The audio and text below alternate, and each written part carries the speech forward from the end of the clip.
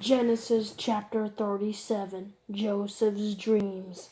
Jacob lived in the land where his father had stayed, the land of Canaan. These are the family records of Jacob. At 17 years of age, Joseph tended sheep with his brothers. The young man was working with the sons of Bilhah and Zilpah, his father's wives, and he brought a bad report about them to their father. Now Israel loved Joseph more than his older sons, because Joseph was the son born to him in his old age, and he made a robe of many colors for him. When his brothers saw that their father loved him more than all his brothers, they hated him and could not bring themselves to speak peaceably to him. Then Joseph had a dream. When he told it to his brothers, they hated him even more. He said to them, "Listen to this dream I had.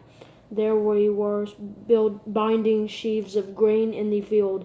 Suddenly my sheaf stood up, and your sheaves gathered around it and bowed down to my sheaf." "Are you really going to reign over us?" his brothers asked him. "Are you really going to rule us?" So they hated him even more because of his dream and what he had said. Then he had another dream and told it to his brothers. "Look," he said, "I had another dream, and this time the sun, moon, and 11 stars were bowing down to me." He told his father and brothers, but his father rebuked him. "What kind of dream is this that you have had?" he said. "Are your mother and brothers and I going to come and bow down to the ground before you?" His brothers were jealous of him, but his father kept the matter in mind. Joseph sold into slavery. His brothers had gone to pasture their father's flocks at Shechem. Israel said to Joseph, "Your brothers, you know, are pasturing the flocks at Shechem. Get ready. I'm sending you to them." "I'm ready," Joseph replied. Then Israel said to him, "Go and see how your brothers and the flocks are doing, and bring word back to me." So he sent him from the valley of Hebron, and he went to Shechem. A man found him there, wandering in the field, and asked him, "What are you looking for?" "I'm looking for my brothers," Joseph said. "Can you tell me where they are pasturing their flocks?" "They've moved on from here," the man said. "I heard them say, 'Let's go to Dothan.'" So Joseph set out after his brothers and found them at Dothan. They saw him in the distance, and before he had reached them, they plotted to kill him. They said to one another, "Here comes that dreamer. Come on, let's kill him and throw him into one of the pits. We can say that a vicious animal ate him, then we'll see what becomes of his dreams." When Reuben heard this, he tried to save him from them. He said, "Let's not take his life." Reuben also said to them, "Don't shed blood.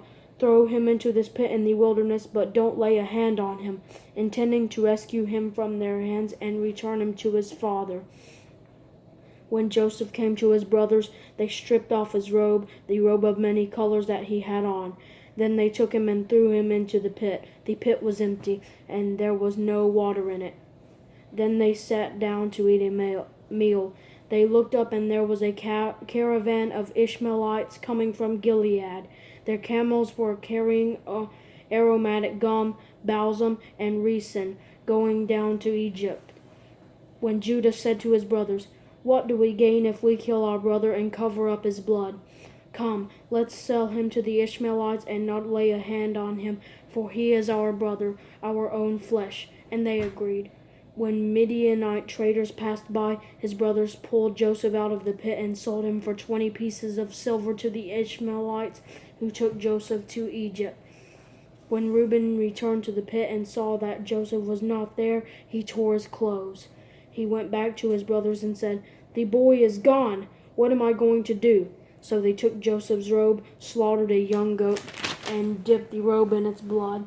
They sent the robe of many colors to their father and said, "We found this. Examine it. Is it your son's robe or not?" His father recognized it. "It is my son's robe," he said. "A vicious animal has devoured him.